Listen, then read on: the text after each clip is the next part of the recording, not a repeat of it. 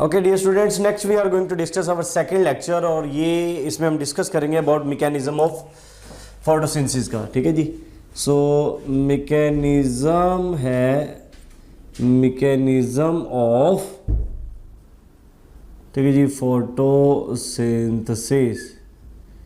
ठीक है जी, हम मैकेनिज्म ऑफ फोटोसिंथेसिस को डिस्कस करेंगे और ये जो मैकेनिज्म ऑफ फोटोसिंथेसिस है इसको समझने के लिए सिंपल सा एक, अगर आप प्रोसेस को अंडरस्टैंड कर ले, एनालाइज कर लें तो आपको चीज़ समझ में आ जाएगी। सबसे पहले देखिएगा, तो मैकेनिज्म ऑफ फोटोसिंथेसिस में हमारे पास आप देखिए, सपोज दैट कि एक प्लांट है जी, right. So this one is a, ठीक है जी, प्लांट, और अभी से इसके ऊपर क्या पड़ी वाला लाइट, और लाइट आपको तो इसके लिए अब्जॉर्ब करनी होती है। अब इसमें कैसे अब्जॉर्प्शन होती है, इट मीन्स के यू हैव टू सी इसकी लेयर्स को। अब देखिए आपको तो सबसे बाहर एक लेयर है, ठीक है, दिस वे, ये सबसे आउटरमोस्ट लेयर आती है। ठीक है, इसको हम क्या कहते हैं वाला, obviously this is called as, ठीक है जी, अपर एपिडर्मिस का नाम देते हैं। ठीक है, अपर एपिडर्मिस आ गई। और ऑब्वियसली ये जो नीचे लेयर है इसको नाम क्या देते हैं वाला, what is that, and this layer is known as, ठीक है जी, पैलिसेड मीजो, ठीक है जी, फिल का इसको नाम दे, ये पैलिसेड मीजोफिल आ गई। और आपने पढ़ा इसके अंदर ये कुछ सेल्स होते हैं जो रफली मौजूद होते हैं, ठीक है, इट्स नॉट टाइटली पैक्ड। इसको हम नाम क्या देते हैं वाला, definitely these are known as, ठीक है, स्पॉन्जी मीजोफिल। और अब इस तरह सबसे नीचे वाली एक लेयर है, इस तरह करके, इसको आप नाम क्या देते हैं, what is that, obviously this one is called as, ठीक है जी, लोअर एपिडर्मिस का नाम देते हैं। सही होगी बात भी। अब इस लोअर एपिडर्मिस के बीचों बीच अगर आप देखें तो आपको क्या चीज है जो नजर आएगी, डेफिनेटली यू विल फाइंड, ठीक है, स्टोमेटा। ठीक है, so these are actually the guard cells, और ऑब्वियसली गार्ड सेल्स के बीच में आपको ये क्या चीज नजर आ रही है, डेफिनेटली यू विल फाइंड, ठीक है जी, स्टोमेटा है। ठीक है जी, सो आप देख रहे हैं ये हमारे पास इस तरह का केस है स्टोमेटा का। क्लियर होगी बात। इसके ऊपर भी अगर आप देखिए तो एक लेयर है सेल्स की, this one, and this is obviously called as, ठीक है जी, क्यूटिकल का नाम देते हैं। अगर हम ये कहते हैं कि लाइट पड़ रही है लीफ के ऊपर, so can we say that light पड़ रही है इनफैक्ट इसके ऊपर, क्यूटिकल के ऊपर, और यहां से पेनिट्रेट होकर कहां चली जाएगी भला, जाहिर सी बात है अपर एपिडर्मिस के ऊपर, और अपर एपिडर्मिस से होती होती है कहां चली जाएगी भला, पैलिसेड मीजोफिल के अंदर चली जाएगी। ठीक है, पैलिसेड मीजो, और ऑब्वियसली पैलिसेड मीजोफिल में अगर आप देखें, सपोज हमने एक सेल ये ले लिया, ठीक है, so we have this single cell, ये देखिए ये हमारे पास एक सेल है, राइट। अब इसमें ये लाइट चली गई है, ठीक है, ये सेल है जी हमारे पास। जब इसमें चली गई तो ऑब्वियसली इसके अंदर क्या मौजूद है, so you can find over here कि ये लाइट इसके अंदर ये मौजूद है, this structure, and obviously this structure is called as, इसको क्या कहते हैं मतलब, obviously this one is called as chloroplast। ठीक है, तो अगर हम ये कहते हैं कि लाइट पड़ी जी अपर क्यूटिकल के ऊपर, क्यूटिकल से अपर एपिडर्मिस में, अपर एपिडर्मिस से पैलिसेड में चली गई, और पैलिसेड से ऑब्वियसली जब ये इसके अंदर आएगी, देखिए पैलिसेड सेल के अंदर आ गई, यहां से आके कहां चली गई भला, क्लोरोप्लास्ट में चली गई। सही होगी बात। अब क्लोरोप्लास्ट में इसको ऑब्वियसली अब्जॉर्ब हो जाएगी। अब क्लोरोप्लास्ट में ऐसी क्या चीज़ है, तो इसको ज़रा बाहर निकालें, तो इसको ज़रा बाहर बुलाएं, ज़रा इसको कहें बाहर आ ज़रा। ठीक है, फिर हम इसकी तलाशी लेते हैं, इसके में क्या ऐसी चीज़ है जो लाइट को ऑब्जॉर्ब किया जा रहा है। ठीक है जी, तो आप देखें ये क्या है, obviously double membrane bounded organelle है, जिसको भी हमने क्या बोला, क्लोरोप्लास्ट बोला। आपने पढ़ा इसके अंदर क्या चीज़ आपको नजर आएगी बोला, definitely you will find this structure,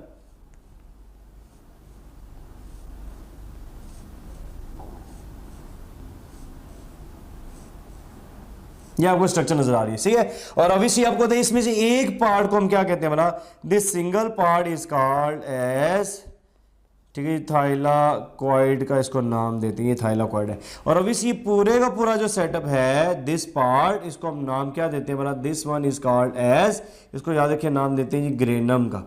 अगर एक है तो ऑब्वियसली ग्रेनम, और अगर मल्टीपल है तो आपने नाम दिया ग्रेना। सही है। अच्छा, इसकी मेम्ब्रेन के ऊपर याद रखिए यहां पर करके ये क्लोरोफिल के मॉलिक्यूल्स मौजूद होते हैं दिस वे।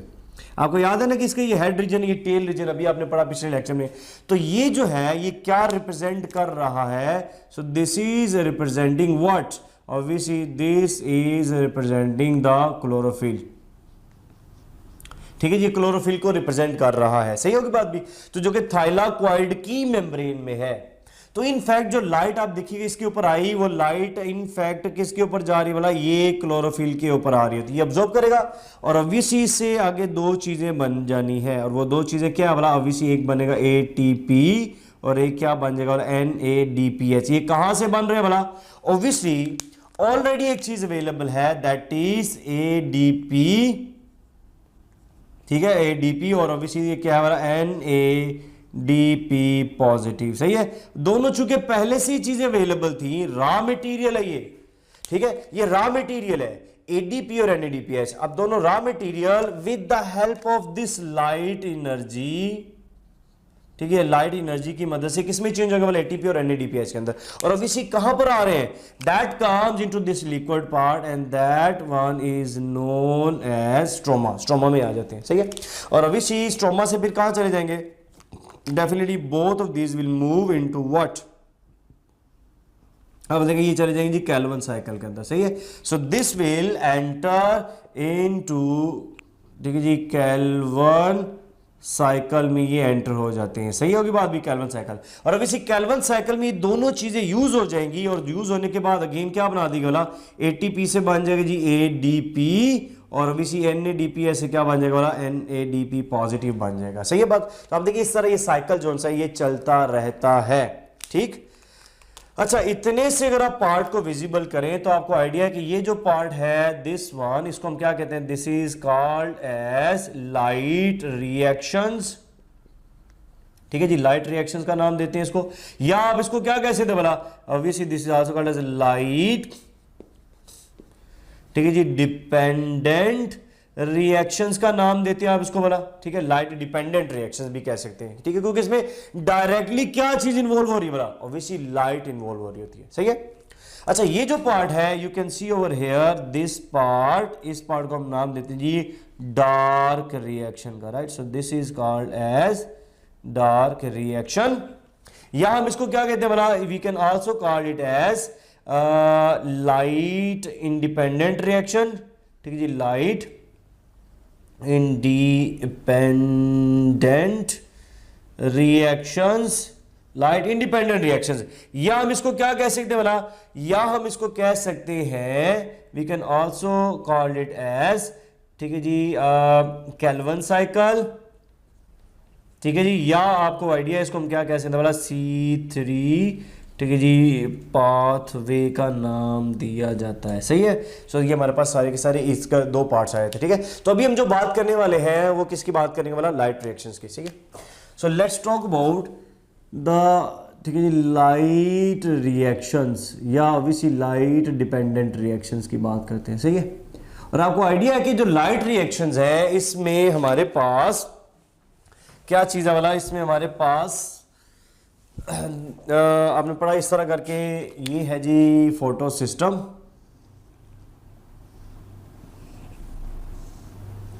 ये सपोज दैट ये हमारे पास एक फोटो सिस्टम है। अब कहते हैं लाइट रिएक्शंस को हम एक और नाम भी दे सकते हैं, this is also called as a Z scheme, ठीक है, जी स्कीम भी हम इसको नाम देते हैं, जी स्कीम, ठीक है, लाइट डिपेंडेंट रिएक्शन को। अब होता क्या है, ये देखना, हमने ये देखना है कि ये ATP और NADPH कैसे बने हैं, how these are form, okay. तो आपको आइडिया कि देखिए हमारे पास ये है जी फोटो सिस्टम, आपको आइडिया, इसको हम कहते हैं जी फोटो सिस्टम 2, या इसको हम कहते हैं जी P680।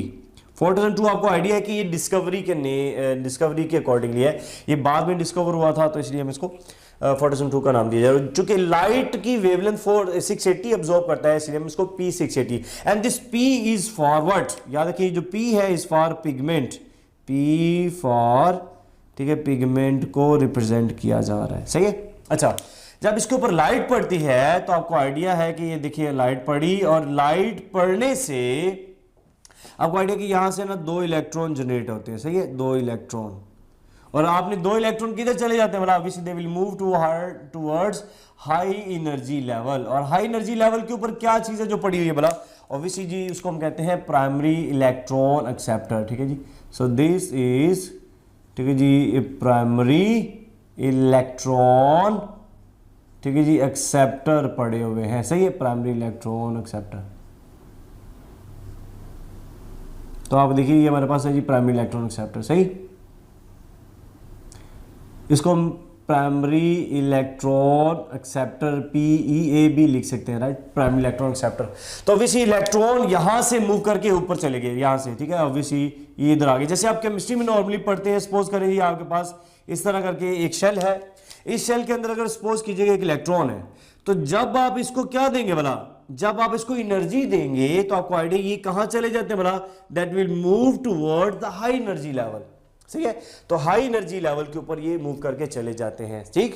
और अभी यहां पर फिर जैसे ही नीचे की तरफ आएंगे, आपको आइडिया है जैसे इन्होंने वापस आना है इस इलेक्ट्रॉन ने, तो that will again release what, यहाँ पे एनर्जी जो सी है, एनर्जी को ये रिलीज करेंगे। बात समझ में आ गई जी, इस तरह का प्रोसेस हो रहा था। तो अब देखिए लाइट पड़ी, लाइट को ऑब्जॉर्ब किया और यहां से इलेक्ट्रॉन चले गए ऊपर। अब यहां पे इलेक्ट्रॉन खत्म, तो हम ये कहते हैं यहां पर क्या क्रिएट हो गया वाला, यहां पर हम कहते हैं एक होल क्रिएट हो गया है, सही। तो this one is called as hole. And obviously चूंकि इलेक्ट्रॉन का लॉस हुआ है, जैसे फॉर एग्जांपल ये आपके पास एक हाइड्रोजन है, अगर इसका एक इलेक्ट्रॉन लॉस होता है तो आप कहते हैं क्या बोला, ये ऑक्सीडाइज्ड हो चुका है, ऐसे कहेंगे ना भी, ये ऑक्सीडाइज्ड, इसका मतलब ये होल क्या है, ये ऑक्सीडाइज्ड हो चुका है, right. So this is an oxidised state है। पॉइंट क्लियर हुआ। अगर मैं आपसे ये क्वेश्चन करूं कि होल के ऊपर कौन सा चार्ज है जी, charge on hole is what, ठीक है जी, चार्ज ऑन, ठीक है जी, hole is dash. Option A जी आपके पास पॉजिटिव चार्ज है, ऑप्शन बी आपके पास है नेगेटिव चार्ज, सी आपका क्या ये कि न्यूट्रल है, या फिर डी आपके पास, ठीक है जी, this one having positive as well as, ठीक है जी, नेगेटिव चार्ज। जी इसका राइट आंसर क्या आएगा आपके ख्याल में? तो याद रखिएगा ऑब्वियसली इसका जो राइट आंसर है that is a positive charge, क्योंकि इससे इलेक्ट्रॉन निकल चुके हैं और आपको आइडिया है कि जिससे इलेक्ट्रॉन स्किप होते हैं हम कहते हैं उसके ऊपर पॉजिटिव चार्ज है। जैसे अभी हमने कहा इधर से इलेक्ट्रॉन निकल गया तो उसके ऊपर पॉजिटिव चार्ज आ गया, सही है। अच्छा ये ऑक्सीडाइज्ड हो चुका है, अब इसके इलेक्ट्रॉन चलेंगे ऊपर। आपको पता है ऑक्सीडाइज्ड जो है ये हाईली रिएक्टिव हो सकता है, तो इसकी रिएक्टिविटी को कम करने के लिए आपको आइडिया है कि यहां पर क्या होता है वाला, वाटर की होती है ब्रेक डाउन, सही। तो यहां पे वाटर होगा जी ब्रेक, वाटर ब्रेक, और आपको पता है वाटर की ब्रेकडाउन से क्या बनेंगे वाला, वाटर की ब्रेकडाउन से बनेंगे जी दो हाइड्रोजन के आइंस, ठीक है, दो इलेक्ट्रॉन बनेंगे, और ऑब्वियसली एक जो है इसमें से क्या निकल आएगा वाला, ऑक्सीजन का एटम निकल आएगा, सही होगी बात भी। तो आप देखिए इस तरह करके अब ये वो जो दो इलेक्ट्रॉन्स हैं आपको आइडिया है कि दीज टू इलेक्ट्रॉन्स, ये वाले, ये इन इलेक्ट्रॉन की डेफिशिएंसी को क्या कर देंगे वाला, ऑब्वियसली ये इसकी इलेक्ट्रॉन की डेफिशिएंसी को पूरा करेंगे, सही होगी बात भी। तो इसको जो दो इलेक्ट्रॉन लॉस हुए थे वो आप देखा ये दो इलेक्ट्रॉन वापस चले गए हैं, सही है। और आपको आइडिया इस प्रोसेस को हम क्या कहते हैं वाला, this process is known as, ठीक है जी, फोटोलाइसिस का नाम देते हैं। पॉइंट समझ में आएगा। अगर आपसे ये क्वेश्चन किया जाता है कि जी फोटोलाइसिस, ठीक है, इज कैटलाइज्ड बाय डैश, आप ख्याल में क्या चीज है जो कैटलाइज कर रहा है जी? ऑप्शन ए आपके पास है एंजाइम, ऑप्शन बी आपके पास है जी लाइट, या फिर ऑप्शन सी है आपके पास फोटो सिस्टम 2, या फिर डी है आपके पास डी है जी आपके पास होल। जी क्या राइट आंसर आएगा इसका वाला? तो याद रखें ये चूंकि वर्ड है कैटलाइज्ड बाय, तो ये ऑब्वियसली आपको आइडिया है कि इसका राइट आंसर क्या बनेगा वाला, एंजाइम। तो याद रखें ये जो वाटर का ब्रेकडाउन होना है, this is help with the help of an enzyme hydrolase, enzyme है जो इसको ब्रेक कर रहा होता है, ठीक है। और अगर आपसे ये क्वेश्चन किया जाता है कि फोटोलाइसिस टेक्स प्लेस, ठीक है जी, फोटोलाइसिस, ठीक है जी, takes place in the presence of dash, किसकी प्रेजेंस में हो रहा है ये? तो ऑब्वियसली वही बात है किसकी प्रेजेंस में हो रहा वाला। अब यहां पर राइट आंसर क्या आएगा वाला, that takes place in the presence of light. बात समझ में आई मेरी? चूंकि in the presence of light है इसलिए हम इसको कह रहे हैं जी फोटोलाइसिस, लेकिन ये कैटलाइज्ड हो रहा है with the help of enzyme. अच्छा एक और क्वेश्चन अगर आपसे इसी से रेलिवेंट पूछ लिया जाता है, फॉर एग्जांपल अगर आपसे ये क्वेश्चन किया जाता है जी फोटोलाइसिस इज, ठीक है जी, कास्ड बाय डैश, आपके फोटोलाइसिस कौन काज, उसकी काज क्या मान रहे जी? ऑप्शन ये आपके पास है अगेन लाइट, बी आपके पास है जी एंजाइम, या फिर सी आपके पास एक्साइटेड इलेक्ट्रॉन्स, या फिर डी आपके पास जी फोटो सिस्टम 2। जी आप क्या राइट आंसर आएगा इसका वाला? कौन काज कर रहा है जी? यानी फोटोलाइसिस हुई है तो क्यों हुई है? वाई? तो आपने देखा फोटोलाइसिस क्यों हुई है? जस्ट इस होल के इलेक्ट्रॉन को पूरा करने के लिए। इसका मतलब ये फोटो सिस्टम 2 जो है ये काज बना है कि ये इसकी फोटोलाइसिस हो। बात समझ में? फोटो सिस्टम 2 या यूं कह ले होल काज बना है। तो चूंकि यहां पर हमारे पास फोटो सिस्टम ऑप्शन में है इसलिए हम इसको ये ऑप्ट करेंगे, डेल्टा इसका राइट आंसर बनेगा। पॉइंट समझ में आ गया? तो आप देख रहे हैं जी इस तरह ये काज बन रहा है जिसके रिजल्ट में ये जो ना फोटोलाइसिस हुई है। सही। अच्छा ये आगे प्राइमरी इलेक्ट्रॉन एक्सेप्टर के पास आपको पता है यहां से इलेक्ट्रॉन जो से हैं ये किसके पास चले जाएंगे बोला? डेफिनेटली जी दे विल मूव टूवर्ड्स, ये जाते हैं जी प्लास्टोक्विनोन की तरफ, राइट। और अभी सी प्लास्टोक्विनोन से किधर चले जाएंगे बोला? दे will move towards cytochrome complex, ठीक है जी, ठीक है जी क्रोम, ये कॉम्प्लेक्स की तरफ आ जाते, right. So they are moving towards cytochrome complex. सही। ये आगे जिसके पास, ठीक हो कि बाजी, साइटोक्रोम कॉम्प्लेक्स के पास आ जाते हैं। और इसमें याद रखिए जो साइटोक्रोम कॉम्प्लेक्स है इसमें B6 होता है और F होता है, ठीक है। इसमें हमारे पास एक तो साइटोक्रोम B6 और इसके अलावा साइटोक्रोम F जो है वो होता है, इसके अंदर दो चीजें। सही। ये हमारे पास, इसको याद रखिए। अच्छा यहां से आपको पता है इलेक्ट्रॉन जो है वो किधर चले जाते हैं हमारा? दे विल मूव टूवर्ड्स प्लास्टोसायनिन, ठीक है। और प्लास्टोसायनिन से आपको आइडिया है कि ये किधर चले जाते हैं हमारा? Definitely they will move towards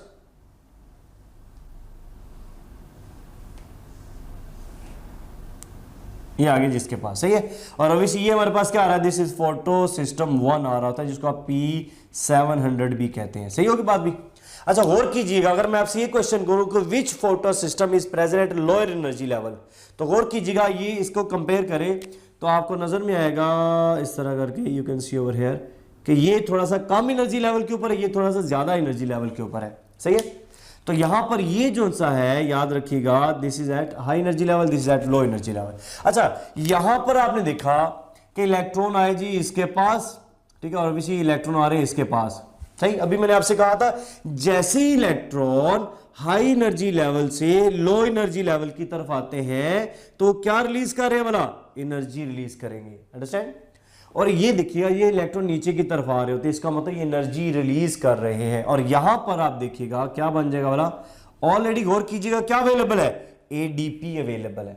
और अभी स्ट्रोमा के अंदर क्या पड़ा होगा बोला? इनऑर्गेनिक फॉस्फेट पड़ा होगा। बस इन दोनों को जोड़ना है। जोड़ने के लिए एनर्जी चाहिए। जैसे आप देखें तो हमारे पास अगर सपोज ये दो चीजें ना, इनऑर्गेनिक फॉस्फेट ADP पड़ा, इनको दोनों को जोड़ना है। तो जोड़ने के लिए ऑब्वियसली क्या रिक्वायर्ड होगा? एनर्जी रिक्वायर्ड है ना। तो वो एनर्जी यहां से आ रही है। तो यहां पर अगर आप देखें तो हमारे पास क्या बना? ADP और इनऑर्गेनिक फॉस्फेट को जोड़ा जाएगा और क्या बन जाएगा बोला? ऑब्वियसली AT और P को बनाया जाएगा। सही है। तो आप देखिए इस तरह करके बन रहा है ATP। तो आप देखिए इसमें से एक चीज बन चुकी है, दैट इज ATP। पॉइंट समझ में आया? अच्छा एक बात जरा ज़हन में रखिएगा, ये ATP खुद बनाता नहीं है, ये ATP बनाने में हेल्प कर रहा है। ठीक है। ATP बनाने में हेल्प कर रहा है। कैसे कर रहा है आपको आइडिया, अभी हम बात करते हैं इसके ऊपर, खैर फिर आपको आइडिया हो जाएगा कि कैसे ये हेल्प करता है।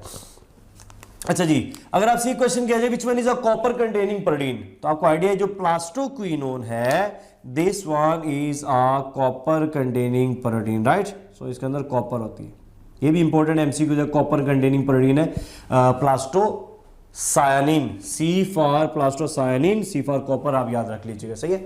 तो ये हमारे पास इस तरह करके सूरत हाल है। अच्छा अब देखिए यहाँ पर आगे जी इलेक्ट्रॉन ये नीचे की तरफ आ गए इन दिस वे, ठीक है, और यहाँ पर ये इलेक्ट्रॉन जो है ना ये नीचे की तरफ आए, और यहाँ पर आगे फोटो सिस्टम 1 के पास। अब आपको पता फोटो सिस्टम 1 के ऊपर भी तो क्या पड़ रही बोला, लाइट पड़ रही है, ऐसी है कि नहीं है। तो यहां से भी याद रखिएगा क्या निकलेंगे बोला, ऑब्वियसली 2 इलेक्ट्रॉन निकल जाएंगे और कहां चले जाएंगे, again they will move towards high energy level. और अगेन देखिएगा हाई एनर्जी लेवल के ऊपर क्या पड़े हो बोला, अगेन जी प्राइमरी इलेक्ट्रॉन, ठीक है जी, एक्सेप्टर पड़े होते हैं, ये देखिए प्राइमरी इलेक्ट्रॉन एक्सेप्टर, सही है बात जी। और अभी हमने कहा इसको पी प्राइमरी इलेक्ट्रॉन एक्सेप्टर बी हम कहते हैं, राइट, दिस वन। अच्छा जी आप देखें जी यहां से चले गए इलेक्ट्रॉन आगे टूवर्ड दिस वन, और यहां से इसका मतलब गेन क्या हो गया, इलेक्ट्रॉन लॉस, और इलेक्ट्रॉन लॉस होने का मतलब गेन यहां पर क्या क्रिएट हो गया बोला, होल क्रिएट हो गया। Again this hole is what, oxidised form है। मेरी बात समझ में आई। अच्छा अब अगर इसके होल को कौन फिल कर रहा है, करेगा बोला, यहां पे याद रखिएगा फोटोलाइसिस नहीं होती, इसके जो इलेक्ट्रॉन्स हैं वो कौन फिल करेगा, दिस इलेक्ट्रॉन, ये आके इसके इलेक्ट्रॉन की डेफिशिएंसी को क्या कर देंगे बोला, पूरा कर देंगे, इसके इलेक्ट्रॉन चलेंगे ऊपर, सही है। तो आप देखिए ये क्या चल रहा है बोला, what is that, this is what is that running, ये क्या है आपने पढ़ा ऑब्वियसली इलेक्ट्रॉन ट्रांसपोर्ट चेन है। अच्छा ये अगर प्राइमरी इलेक्ट्रॉन एक्सेप्टर है तो ये क्या होगा बोला, याद रखिए सेकेंडरी इलेक्ट्रॉन एक्सेप्टर होगा, और ये क्या होगा, टर्शरी इलेक्ट्रॉन एक्सेप्टर, और ये क्वार्टरनरी इलेक्ट्रॉन एक्सेप्टर हो जाएगा। Understand, okay. With respect to photosystem 2 और फोटोसिन 1 का प्राइमरी इलेक्ट्रॉन एक्सेप्टर ये है, तो ऑब्वियसली इसका जो है क्या बन जाएगा, सेकेंडरी इलेक्ट्रॉन एक्सेप्टर, ऑब्वियसली आपने पढ़ा वो है फेरिडोक्सिन, सही। तो ऑब्वियसली यहां से ये मूव करके चला जाता है, this will move towards ferredoxin, ठीक है जी, FD फेरिडोक्सिन के पास आ गए, सही है। और ऑब्वियसली फेरिडोक्सिन से फिर आपको पता है ये इलेक्ट्रॉन किधर चले जाते हैं वाला, दैट विल मूव टूवर्ड्स, ये देखिएगा ये आगे जी इसके पास इलेक्ट्रॉन, ठीक है जी, इलेक्ट्रॉन आगे इसके पास, और फेरिडोक्सिन इलेक्ट्रॉन किसको दे देगा वाला, ऑब्वियसली ये दे देगा, ये ऑलरेडी क्या चीज अवेलेबल है यहां पर पड़ी हुई, दैट इज, अच्छा ये देखिए दे देगा इलेक्ट्रॉन NADP पॉजिटिव रिडक्टेज को दे देता है, सही है, ले जी इसको दे देता है इलेक्ट्रॉन, दिस वन, सही। NADP पॉजिटिव को ये इलेक्ट्रॉन मिल जाते हैं, और ऑब्वियसली NADP पॉजिटिव रिडक्टेज है। आपको पता है रिडक्टेज का वर्ड क्यों यूज किया जा रहा है, इसका मतलब इसने रिडक्शन करनी है। रिडक्शन क्या होता है, एडिशन ऑफ इलेक्ट्रॉन। तो आप देखिए इसके पास जो इलेक्ट्रॉन आए हैं ये इसमें ऐड कर देगा। देखिए ऑलरेडी क्या चीज अवेलेबल है, ऑलरेडी जो चीज अवेलेबल है दैट इज NADP पॉजिटिव, ठीक है। ऊपर से इसको क्या मिल रहे हैं, इलेक्ट्रॉन, और यहां पर देखिए क्या पड़े हुए थे, हाइड्रोजन। तो ये हाइड्रोजन 2 ये वाले यहां से ऑब्वियसली ये यहां पर अवेलेबल होंगे इसके लिए। तो ये क्या करेगा यहां पर आके, ये देखिएगा यहां पर आके ऑलरेडी अगर आप गौर से देखें तो क्या अवेलेबल था, देखिएगा NADP पॉजिटिव, ऊपर से इसको क्या आ रहा है, 2 इलेक्ट्रॉन, और यहां पर ये क्या थे, 2 हाइड्रोजन। तो आप गौर कीजिएगा क्या बन जाएगा, NADPH बन जाएगा, राइट, और एक हाइड्रोजन यहां पर अवेलेबल हो जाएगा, सही है। आप NADPH2 भी लिख सकते हैं, कोई इशू वाली बात नहीं है। NADPH2 जो सा होता है चूंकि वो अनस्टेबल है इसलिए टूट के ये वाला बना देता है, सही है। तो ये वाली स्ट्रक्चर बन जाती है और ये बन जाता है। आप देखिए गौर से देखिए ये भी बन चुका है, ये दिस वन, सही है। तो आपने देखा दोनों चीजें बन चुकी हैं, और ये दोनों चीजें लाइट रिएक्शन में बनी है, और ऑब्वियसली ये जाकर यहां पर कार्बन साइकिल में यूज हो जाएंगी। अंडरस्टैंड। तो आप देखिए फोटोसिन 1 के अकॉर्डिंगली यहां पर भी ये क्या चल रही है बड़ा, ये चल रही है इलेक्ट्रॉन ट्रांसपोर्ट, ठीक है, इलेक्ट्रॉन ट्रांसपोर्ट चेन, सही है। और इसमें अगर आप देखें तो ये प्राइमरी इलेक्ट्रॉन एक्सेप्टर, ये सेकेंडरी और ये टर्शरी आ जाता है। Is it clear. तो अगर आपसे ये क्वेश्चन कहते हैं जी पहली फर्स्ट इलेक्ट्रॉन ट्रांसपोर्ट चेन, इसमें कितने कंपोनेंट है, तो आप देखिए जरा कितने आ रहे हैं components in this way from 1, ठीक है, 1 2 3, और ये 4 कंपोनेंट्स इसके अंदर आते हैं, सही है। और अगर फोटोसिन 1 मिला लेंगे तो आपके पास 5 कंपोनेंट इसके अंदर आ रहे हैं, ओके। और इसमें ऑब्वियसली कितने कंपोनेंट आते हैं बोला, 3 कंपोनेंट्स इसके अंदर भी आ सकते हैं। इसको हम क्या बोलते हैं बोला, that is known as a Z scheme, ठीक है, क्योंकि क्या चल रहा है बोला, आप देखिए जिग जैग चल रही है, इसीलिए हम इसको क्या नाम देते हैं बोला, that is known as Z scheme का नाम दिया जाता है। ठीक होगी बाजी, so this called as Z scheme. तो आप देख रहे हैं ये दो चीजें बन चुकी है, NADPH भी बन चुका है और OBC ये FADH भी बन चुका है। अंडरस्टैंड? अच्छा, आपको आइडिया है कि अगर यहां पर ये ATP की अगर नहीं प्रोड्यूस होती, यानी अगर इलेक्ट्रॉन रैपिडली नीचे की तरफ फ्लो कर जाते हैं और साइटोक्रोम कॉम्प्लेक्स जो है इन इलेक्ट्रॉन की एनर्जी को कंज्यूम नहीं कर पाता। मैंने पहले आपसे कहा था कि साइटोक्रोम कॉम्प्लेक्स ATP खुद नहीं बनाता, ATP बनाने में हेल्प करता है, रिमेंबर? तो अगर ये साइटोक्रोम कॉम्प्लेक्स इस इलेक्ट्रॉन की एनर्जी को कंज्यूम नहीं कर पाता, ठीक, तो इससे ATP का लेवल क्या हो जाएगा, कम, ATP नहीं बनेगा। तो जब ATP नहीं बनेगा इसका लेवल क्या हो जाएगा बोला, ऑब्वियसली इसका लेवल अगर कम हो गया तो, अगर इसका लेवल कम हो जाता है तो आप देखिए इलेक्ट्रॉन इधर जा रहे इधर जा, ये तो बनेगा ही बनेगा, इसका मतलब इसका लेवल ज्यादा हो जाएगा। ये क्यों बनेगा भाई? क्योंकि आप देखिए लास्ट पे ये है एंजाइम, और आपने पढ़ा एंजाइम्स आर हाईली एफिशिएंट, और ये एंजाइम भी कौन सा वाला, ये रिडक्टेज एंजाइम है। इसका मतलब ये तो इलेक्ट्रॉन को हर हालत में क्या करेगा वाला, इसको जोड़ेगा। इसका मतलब ये एंजाइम हाईली एफिशिएंट है, ये अपना काम पूरा करेगा। इससे जो है ना वर्किंग में प्रॉब्लम हो सकती है, क्योंकि ये साइटोक्रोम कॉम्प्लेक्स है, एंजाइम नहीं है, प्रोटीन है ये, सही है। तो इससे क्या होगा, NADPH का लेवल बढ़ जाएगा और ATP का लेवल क्या हो जाएगा, कम हो जाएगा। अगर ये कम है और ये ज्यादा है तो ऑब्वियसली कैल्विन साइकिल ऐसे नहीं चलेगा। तो इसके लेवल को पूरा करने के लिए अब क्या होगा, अब ऑब्वियसली आपने पढ़ा फिर नॉन साइक्लिक से चीजें किधर आ जाएंगी बोला, साइक्लिक की तरफ आ जाती है, सही है। तो आप देखिए यहां पर ये जाता है अगेन, ये दे देता है इलेक्ट्रॉन फेरिडॉक्सिन को, और अगेन फेरिडॉक्सिन इनको इलेक्ट्रॉन दे देता है, सही है। तो आप देखिए क्या होगा, अब नॉन साइक्लिक से किधर आ गया बोला, हम साइक्लिक की तरफ आ गए होते हैं। तो गौर कीजिएगा, ये अब यहां से ये सिस्टम चल रहा है जी वाला, ठीक है। So this will work over here, इस तरह आप देखें तो ये हमारे पास ये चल रहा है जी, राइट, दिस वन।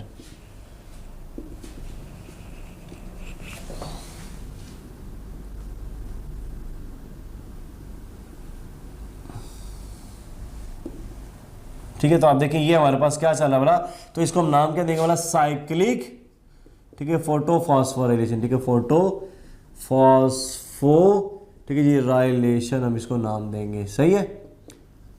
और ये जो सा है ये आपने पढ़ा नॉन साइक्लिक फोटोफॉस्फोराइलेशन है, ठीक है, this also called as non, ठीक है जी, साइक्लिक फोटोफॉस्फोराइलेशन इसको हम कहेंगे। समझ आ गई जी बात की, नॉन साइक्लिक फोटोफॉस्फोराइलेशन। तो आप देखिए ये जो साइक्लिक से नॉन साइक्लिक की तरफ आ गया, सही है। पहले नॉन साइक्लिक याद रखिए, मोस्ट कॉमन जो है ऑब्वियसली वो नॉन साइक्लिक है, और जो लेस कॉमन है वो साइक्लिक फॉर्म आ जाती है। तो अगर आप देखिए साइक्लिक में क्या चीज इन्वॉल्व आ रहा है वाला, साइटोक्रोम कॉम्प्लेक्स, प्लास्टोसायनिन, फोटोसिन 1 और ऑब्वियसली प्राइमरी इलेक्ट्रॉन एक्सेप्टर। तो यहां से देखिए कितने कंपोनेंट, 1 2 3 4 5, तो 5 कंपोनेंट में घूमता रहता है। तो इसका एंड प्रोडक्ट क्या है, अगर आपसे ये क्वेश्चन किया जाए एंड प्रोडक्ट ऑफ साइक्लिक का, तो याद रखिए वो सिर्फ ATP है। और अगर आपसे ये क्वेश्चन किया जाए कि product of non cyclic photophosphorylation क्या है, प्रोडक्ट ऑफ, ठीक है, नॉन साइक्लिक, ठीक है जी, फोटोफॉस्फो, ठीक है जी, राइलेशन क्या है, product of non cyclic photophosphorylation, ठीक है। तो आप देखिए इसमें क्या क्या चीजें बनने वाला, एक तो ऑक्सीजन बन रहा था, ठीक है, तो आप देखिए इसमें एक ऑक्सीजन प्रोड्यूस हो रही है, और साथ में क्या प्रोड्यूस हो रहा है, ऑक्सीजन आ गया, साथ में एक ATP बन रहा है, और साथ में बन रहा है जी NADPH, ठीक है, NADPH, नहीं जी, ये आपके पास प्रोडक्ट बन रहा होता है नॉन साइक्लिक फोटोफॉस्फोराइलेशन के अंदर, ठीक है। तो आपने देखा कि यहां पर क्या चल रहा है वाला, नॉन साइक्लिक फोटोफॉस्फोराइलेशन, और इससे क्या बना है वाला, ATP और NADPH, ये बन गए। अब इन दोनों ने यहाँ पे यूज होना है, ठीक है। तो आप देख लिए इस तरह के करके ना आपके जैसे डिफरेंट MCQs जो से हैं वो पूछे जा सकते हैं, ठीक है। और ये आपने अच्छी तरह मेमोराइज करना है कि इसके, अच्छा अगर आपसे ये कहते हैं नॉन साइक्लिक में कितने कंपोनेंट्स इन्वॉल्व होते हैं, तो आप देखिए 1 2 3 4 5 6 7 8 और ये 9, टोटल 9 कंपोनेंट इसके अंदर इन्वॉल्व हैं जो कि नॉन साइक्लिक कंप्लीट कर रहे हैं। और साइक्लिक में मैंने आपको बताया 1 2 3 4 और ये 5, ठीक है। तो हम देखिए ये हमारे पास नॉन साइक्लिक फोटोफॉस्फोराइलेशन था। आगे नेक्स्ट हम बात करते हैं जी साइक्लिक की, ठीक है। अच्छा जी, ये उसका पार्ट है जब हमने बात की ना कि नॉन साइक्लिक फोटोफॉस्फोराइलेशन में हमने कहा था कि एटीपी और एनएडीपीएच बन रहे हैं, ठीक है। तो मैंने आपसे कहा था कि ये एटीपी जो सा है, अभी आपने पढ़ा था कि साइटोक्रोम कॉम्प्लेक्स जो सा है, ठीक है, एटीपी बनाने में हेल्प करता है। तो उसको समझाने के लिए देखिए हमारे पास एक केमियोस्मोसिस का प्रोसेस है, और chemiosmosis mean synthesis of ATP. अब आपने पढ़ा कि मैंने आपसे कहा था जितने भी ये रिएक्शंस हैं, all that reactions takes place on this thylakoid membrane. तो अब देखिए थाइलाकॉइड की मेम्ब्रेन, आपको तो ये थाइलाकॉइड की मेम्ब्रेन है, और इसके अंदर वाली ये जो स्पेस है इसको हम कहते हैं ल्यूमन, या यू कैन से थाइलाकॉइड इंटीरियर स्पेस का नाम भी देते हैं। अगर आप इस मेम्ब्रेन को काट के देखें तो आप देखिएगा इस तरह आपको एक बायलेयर नजर आती है जो कि फ्लूइड मोज़ेक मॉडल के अकॉर्डिंगली है, और इसी लेयर के अंदर आपको क्या नजर आएगा, you can find over here photo system 2, इसके ऊपर पड़ रही है लाइट, ठीक है जी। तो आप you can see over here के इसके ऊपर जो है वो पड़ रही है लाइट। यहां से क्या निकल रहे हैं, 2 इलेक्ट्रॉन्स, और वो 2 इलेक्ट्रॉन किधर जा रहे हैं, प्राइमरी इलेक्ट्रॉन एक्सेप्टर के पास, ये जा रहे हैं जी प्लास्टोक्विनोन के पास, और अभी वही केस है जो हमने पहले पढ़ा। प्लास्टोक्विनोन से जैसे ही जाता है साइटोक्रोम कॉम्प्लेक्स के पास, रिमेंबर मैंने आपसे कहा था कि साइटोक्रोम कॉम्प्लेक्स खुद एटीपी नहीं बनाता बल्कि ये एटीपी बनाने में हेल्प करता है। तो देखिए जैसे इलेक्ट्रॉन ऊपर से नीचे की तरफ आ रहे होते हैं, साइटोक्रोम कॉम्प्लेक्स इन इलेक्ट्रॉन की एनर्जी को यूज करेगा, और यूज करके नीचे देखिए ये हाइड्रोजन आयंस पड़े हुए, कहां पर पड़े हुए, स्ट्रोमा के अंदर, ठीक है। ये सारा स्ट्रोमा होगा ना बाहर, ये देखिए सारा स्ट्रोमा पार्ट है यहां से, ठीक है जी। तो स्ट्रोमा से क्या उठाएगा, ये हाइड्रोजन आयंस, और इस तरह अंदर की तरफ पुश कर देता है। तो आप देखिए ये ऊपर की तरफ पुश करके, इट मींस के यहां से उठाकर ये इस तरह अंदर की तरफ पुश कर रहा है, inside what, inside the lumen. तो आप देखिए ऊपर ये आ जाते हैं, सही है। दोबारा से सुनिएगा, मैंने आपसे कहा था कि साइटोक्रोम कॉम्प्लेक्स कभी भी एटीपी खुद नहीं बनाता बल्कि एटीपी बनाने में हेल्प करता है। अब हेल्प कैसे कर रहा है, ये जो ऊपर से इलेक्ट्रॉन आ रहे हैं, इन इलेक्ट्रॉन की एनर्जी को ये इस्तेमाल करते हैं, और नीचे से उठाएंगे हाइड्रोजन और इस तरह ऊपर की तरफ फेंक देते हैं स्ट्रोमा से ल्यूमन की तरफ, और ऊपर ये क्या कर रहा है, this will act as a potential source of energy, ठीक है जी। इट विल एक्ट एज, ठीक है जी, पोटेंशियल, ठीक है जी, सोर्स ऑफ एनर्जी के तौर पे ये एक्ट कर रहा होता है। बात समझ में आई, पोटेंशियल सोर्स ऑफ एनर्जी। और ऑब्वियसली बाकी सारा कुछ वैसे ही चल रहा है, आपने देखा ये NADPH भी बना है, NADPH रिडक्टेज है। अच्छा, ये जो पोटेंशियल सोर्स ऑफ एनर्जी, इसको यूज कौन कर रहा है, ये देखिए लास्ट के ऊपर क्या पड़ा बोला, ATP सिंथेज है। और किया आपने कभी कि NADP पॉजिटिव रिडक्टेज ये भी एंजाइम है, और ये जो चीज बन रही है NADPH कौन बना रहा है, एंजाइम। इट मींस अगर ये एंजाइम बना रहा है तो ये भी एंजाइम ही बनाएगा, ठीक है। इसीलिए आपने देखा कि ये हाइड्रोजन को ऊपर पुश कर देता है, और ये पोटेंशियल सोर्स ऑफ एनर्जी को ये यूज करेगा, और यूज करने के बाद जब इनकी एनर्जी को यूज करेगा तो VC इसको नीचे की तरफ पुश कर देता है, हाइड्रोजन आयन दोबारा से नीचे आ गए, और इसकी जो एनर्जी थी, इन हाइड्रोजन आयंस की जो एनर्जी थी उसको यूज करेगा, और यूज करके क्या करेगा बोला, ऑलरेडी क्या अवेलेबल है, NADP अवेलेबल है, तो इसको यूज करते हुए क्या बना देगा बोला, ऑब्वियसली जी इसको यूज करते हुए आप देखें जी ADP और इनऑर्गेनिक फास्फेट को मिलाकर क्या बना देगा बोला, ऑब्वियसली बनाएगा जी ATP। बात समझ में आ गई। तो आपने देखा दोनों चीजें बन चुकी हैं, ATP भी बना गया और NADPH भी बन चुका है। अंडरस्टैंडिंग बात जी। तो ये इंपॉर्टेंट MCQs है कि हाइड्रोजन को कहां से कहां पुश किया जा रहा है, obviously from the stroma to the lumen side, from the stroma to the lumen, from the stroma to the lumen, ठीक है जी। तो ये इंपॉर्टेंट MCQs है, इसको अच्छी तरह ज़हन में रखिएगा कि हाइड्रोजन इनको ऊपर पुश किया जाता है, that will act as a potential source of energy, सही है। और उस पोटेंशियल सोर्स ऑफ एनर्जी को कौन इस्तेमाल कर रहा है, ATP सिंथेज। क्लियर होगी बात जी। तो इस तरह याद रखिए ATP की फॉर्मेशन हो रही होती है। अब आपने देखा ये जो दोनों चीजें बनी हैं ये कहां पर इस्तेमाल होगी बोला, कैल्विन साइकिल के अंदर। आपने एक चीज नोट की कि यहां पर वाटर की ब्रेकडाउन हुई थी जी, इस जगह पर आपने देखा कि वाटर जो सा है वाटर की यूटिलाइजेशन होती है लाइट रिएक्शन में, और यहां पर आपने देखा डार्क रिएक्शन के अंदर क्या चीज आ रही है बोला, कार्बन डाइऑक्साइड आ रही होती है, सही है। अब देखिए जरा केल्विन साइकिल में बनाना ये वाला। अब हम देखिए ये केल्विन साइकिल स्टार्ट हो रहा है, सही है। अब केल्विन साइकिल में मैं यहां पे 3 जो है ना कार्बन डाइऑक्साइड ले रहा हूं, ठीक है। यहां पे कितने कार्बन डाइऑक्साइड एंटर होने वाला? 3। Why we are considering 3 molecule of carbon dioxide? क्योंकि आपने पढ़ा कि जो सिंपलेस्ट मोनोसेक्राइड है वो आपको पता है ट्रायोज होता है। याद आया आपको? अपने बायोमॉलिक्यूल्स पढ़े हैं, कार्बोहाइड्रेट। सिंपलेस्ट कार्बोहाइड्रेट जो उनसे होते हैं वो 3 कार्बन वाले, 3 से कम वाला तो है ही नहीं। इसीलिए याद रखिए 3 कार्बन वाले सिंपलेस्ट। इसलिए क्या होगा, ये जो 3 मॉलिक्यूल्स हैं 3 कार्बन वाले, इसमें से क्या होगा? अच्छा जी, ये जो आपके पास हमने लिया है 3 मॉलिक्यूल है 5 कार्बन वाला, इसको हम कहते हैं कार्बन डाइऑक्साइड एक्सेप्टर, और इसका नाम है जी रिब्यूलोज बिसफॉस्फेट। रिब्यूलोज, ठीक है जी, बेस फास्फेट का नाम दिया जा रहा है, ठीक है, ribulose bisphosphate. Why it is so called bisphosphate? क्योंकि आप देखिए 2 फास्फेट अटैच्ड हैं, ठीक है, और फास्फेट ऑब्वियसली फास्फेट है। इसको बाईफास्फेट नहीं कहेंगे हम, बिसफॉस्फेट कहेंगे। व्हाई? याद रखिएगा, अगर तो एडजेसेंट कार्बन के ऊपर है फास्फेट, इस तरह करके एडजेसेंट कार्बन के ऊपर है, तो फिर इसके लिए वर्ड यूज करते हैं जी बाय। इसके लिए हम बाय या फिर डाई का वर्ड यूज कर सकते हैं, ठीक है। लेकिन अगर वो एडजेसेंट कार्बन के ऊपर नहीं है तो फिर इसके लिए बिसफॉस्फेट का वर्ड यूज किया जाता है। अंडरस्टैंड बात जी? तो याद रखिए ये रिब्यूलोज बिसफॉस्फेट है।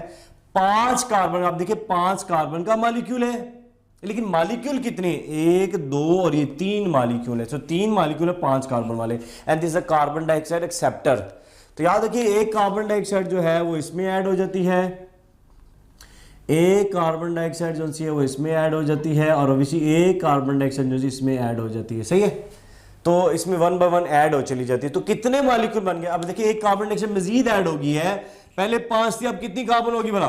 6 कार्बन वाला मॉलिक्यूल बन चुका है। इसको हम कहते हैं कार्बन फिक्सेशन। तो ये पहला स्टेप है, इसको हम कहते हैं ये कार्बन डाइऑक्साइड फिक्सेशन, या कार्बन फिक्सेशन भी आप इसको बोल सकते हैं, ठीक है जी बात। कार्बन फिक्सेशन या कार्बन डाइऑक्साइड फिक्सेशन का नाम देते हैं। अंडरस्टैंड बात जी? तो आप देखिए जिस तरह ये आपको 6 कार्बन का मॉलिक्यूल, अगेन मॉलिक्यूल कितने बना? 3। अगर आपसे ये क्वेश्चन किया जाए कि which compound, which carbon compound, ठीक है जी, can not be isolated, can not be isolated, ठीक है जी, ड्यू टू अनस्टेबिलिटी, ठीक है जी, अनस्टेबिलिटी।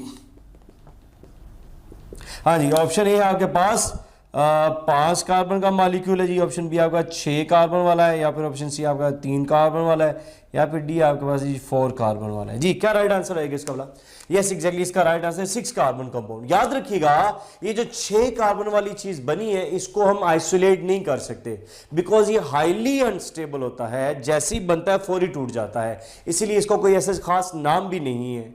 नाम कैसे रखें भी? जब होगा तो हम स्टडी करेंगे ना, जब उसको देखेंगे ये क्या चीज है तो उसके अकॉर्डिंगली नाम रखेंगे ना। तो चूंकि ये हाईली अनस्टेबल है, फौरी टूट जाता है, और ये बीच में यहां से टूट जाएगा। ये देखिए यहां से टूट गया, ये यहां से टूट गया बीच में, और यहां से टूट गया। अब गौर कीजिएगा 3 कार्बन के मॉलिक्यूल बने, ये 3 कार्बन, ये 3 राइट, और हर एक के साथ फास्फेट लगाओ। अब कितने मॉलिक्यूल बन गए वाला? 6 मॉलिक्यूल्स बन चुके हैं, लेकिन कितनी कार्बन वाले वाला? 3 कार्बन वाले, सही है। इसलिए मैंने 6 ना, 1 2 3 4 और 5 बने, एक और बना लेते हैं इसको। 6 कार्बन के मॉलिक्यूल, 6 मॉलिक्यूल बन चुके हैं, लेकिन अगेन कितनी कार्बन वाले वाला?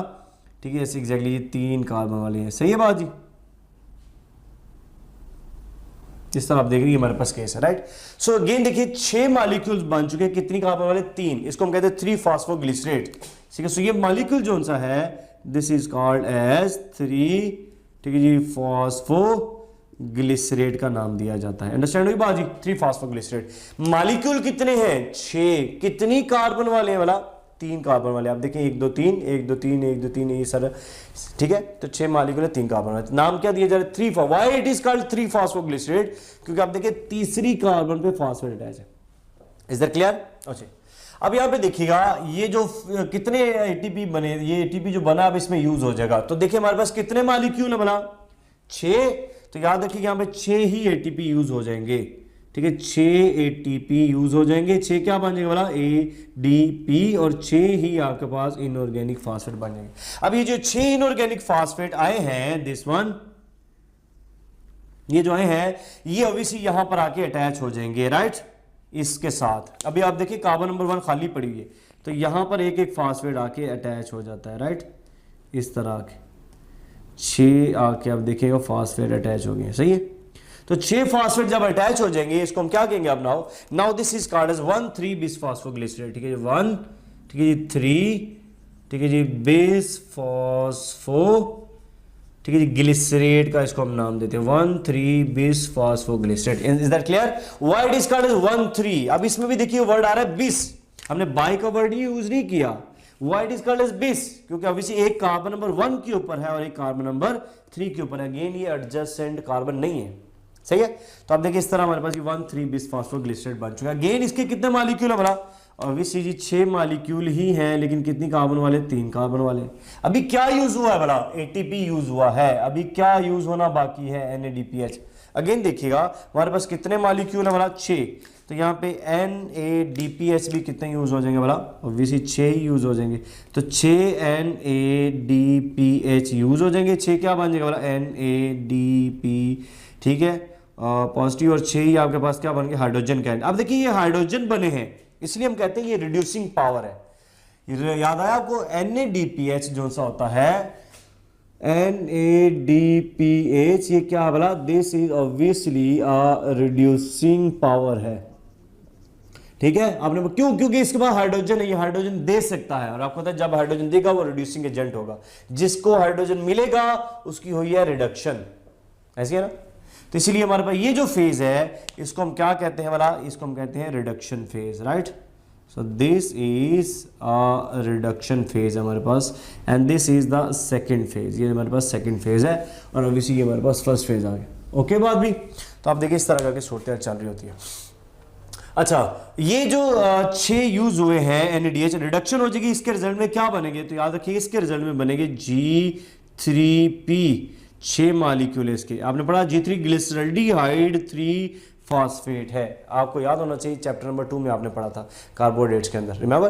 तो अब 6 मॉलिक्यूल बन चुके हैं। कैसे? ये जो 6 हाइड्रोजन के आयंस थे ये यहां पर जाके लग जाते हैं, और इसकी ये जो फॉस्फेट है ये हटा देंगे।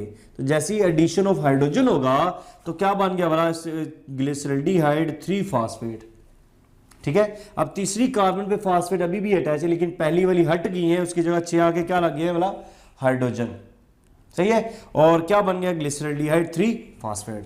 गेन कितने मॉलिक्यूल है? 6। अब याद रखिए इसमें से एक मॉलिक्यूल यहां से निकल जाता है, राइट, इन दिस वे।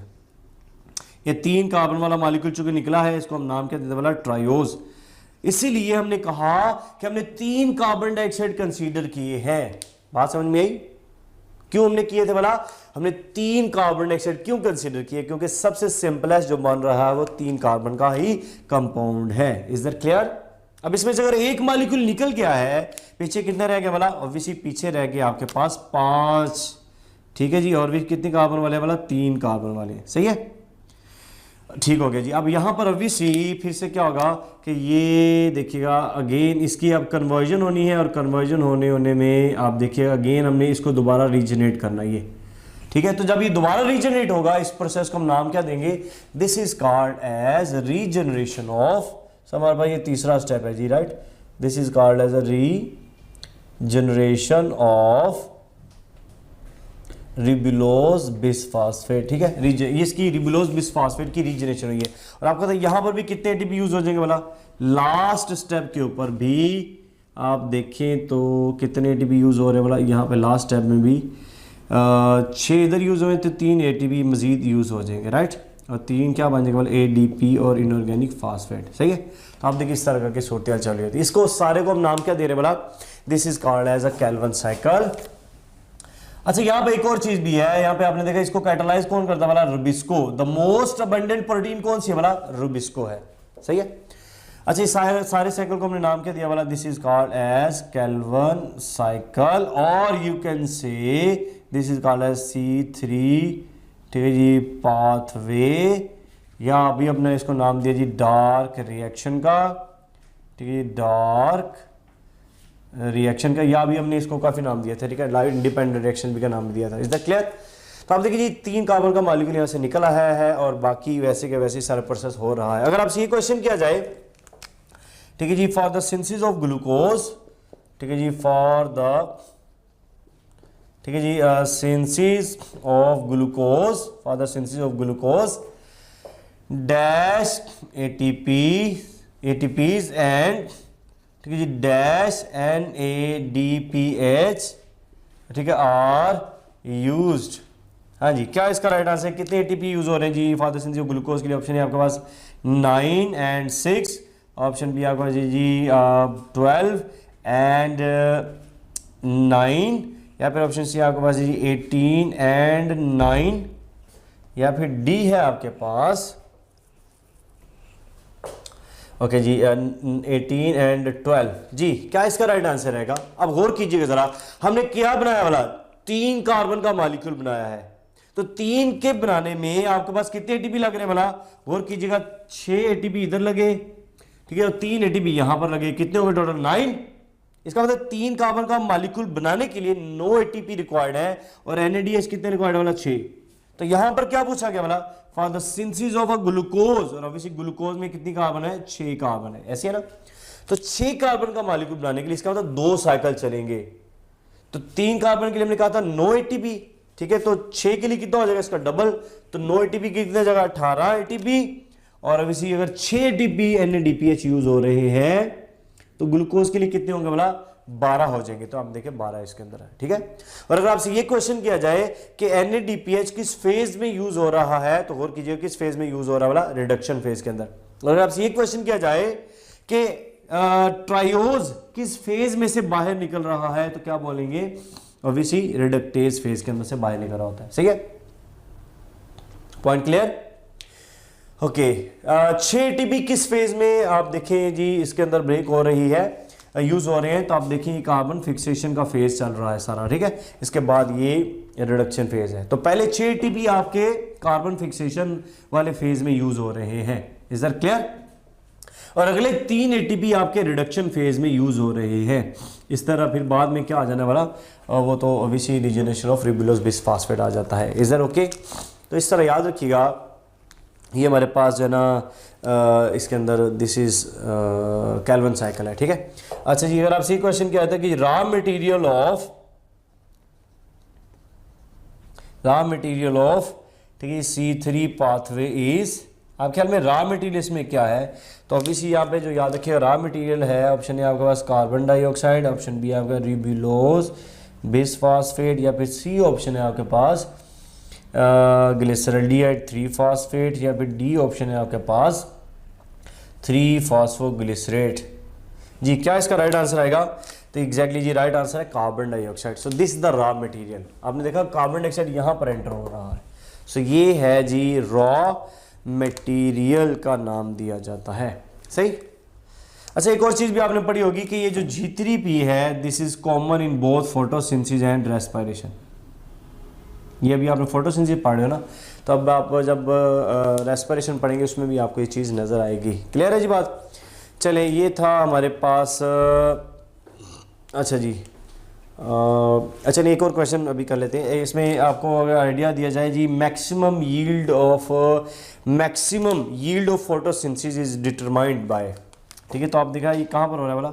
ये डार्क रिएक्शन में हो रहा था, राइट। मैक्सिमम यील्ड ऑफ, ठीक है जी, फोटोसिंथेसिस, ठीक है, इज डिटरमाइंड, ओके। तो maximum yield of photosynthesis determined in, तो याद रखिएगा ये किस में आ रहा है वाला?